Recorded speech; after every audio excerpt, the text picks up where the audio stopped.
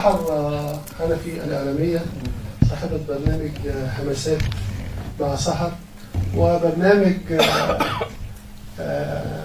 واحد إبداع. أنا نسيت وأنا أقدم هذا البرنامج معاها بس نسيت. إنكار الذات. مساء الخير عليكم.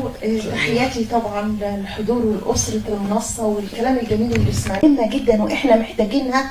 عودة الدولة ليست لحماية صناعة الدراما ولكنها لحماية جيل أفسدته الدراما. الحقيقة طبعا على ذكر كلام الأستاذة الدكتورة، طبعا معروف ان احنا الجيل الحالي بيتعرض لحرب شرسة على الهوية الثقافية والدينية وكل القيم.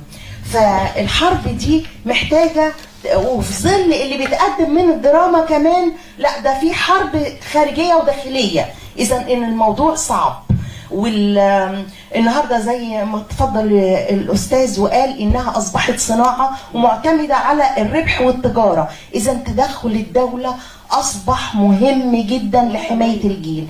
في جزئية بسيطة من اللي قالتها أستاذة نهى بالنسبة للتعليم، طبعا لا نستطيع إنكار أهمية التعليم، ولكن ماذا يفيد الاهتمام بالتعليم وحده والدراما تخرب كل ما يقدمه التعليم.